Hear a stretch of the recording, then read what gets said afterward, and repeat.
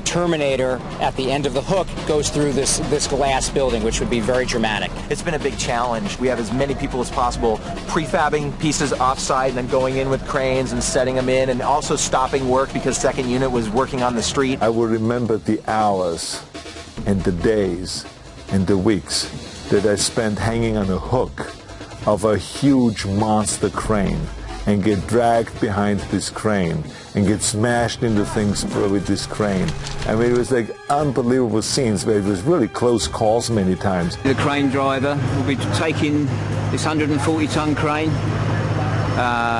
reaching the arm out to one side and taking it through this entire building. The building they've got here has taken them 2 weeks to build, and it's designed that the arm goes through the building, and as I'm going through it, the whole thing's collapsing. It's a fairly big structure, so we've had to use explosives. We'll have the charges going off in the columns as the crane passes through each one. Nothing stops that crane, and there's no people, so we're just going for it. There's a huge amount of potential for things to go wrong. The way we approach it really is through informing everyone very clearly what's happening, rehearsing. We have put a huge amount of effort into our safety meetings.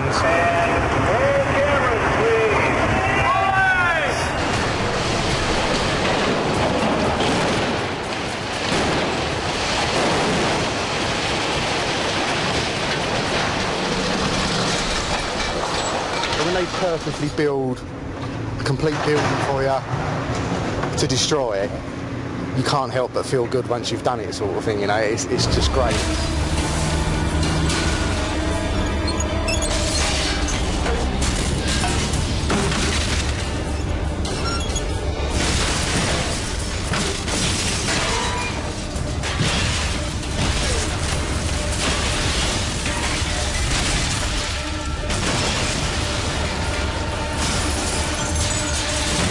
Certain sequences in the movie that were unsafe for any actor to do.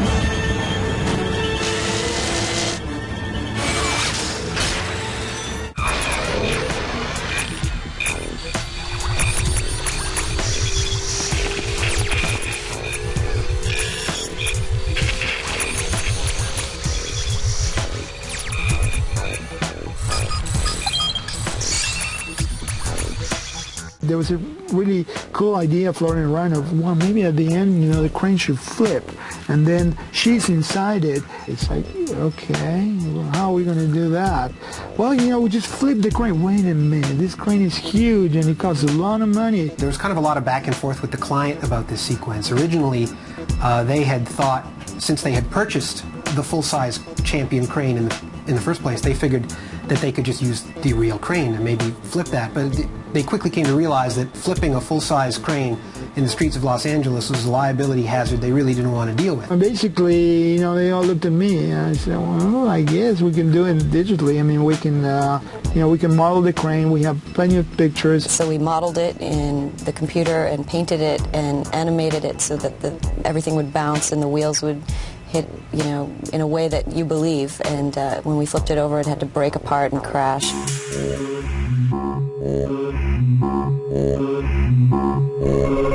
So what we would start with is we got background plates of basically an empty street in which the crane was going to go. And they simulated a camera move to kind of follow the crane flipping up and over. And this shot would be the crane impacting the ground, and this shot was going to be the crane coming towards camera and eventually wiping camera out. To minimize our headache in coming up with an accurate animation and simulation for this thing, we blocked in the entire four-shot sequence using a very simple model and just hand animating and doing very simple simulations to get a client buy-off on how the crane would flip. And once that's decided, then we go to work creating it and making it look photorealistic. And then we start getting incarnations of it on film, and we look at it and we go, well, we believe this part of it, we don't believe that part of it. This represents kind of our first take with the full-size real model. And we've started adding in some extra touches like you know, little bits and pieces falling off, a little bit of extra vibration in the crane boom and the cab. So this is, the simulations are starting to progress a little bit more. You can see we're starting to add a lot of debris falling off the crane. Actually, considerably more debris than would ever fall off in a real vehicle that flips through the air. It's like every single piece comes unglued the minute it starts to fly over. If you were to actually carefully count them all, there's probably more wheels flying through the air than the crane even has on it. So it's just way over the top, but it just looks so much better because of it.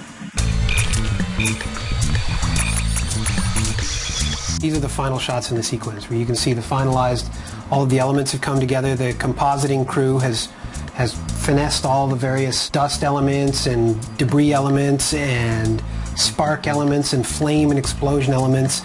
Got all the depth in the compositing working. Put some camera shake in there so you really feel that explosion. The pavement breakup's been pretty much finalized.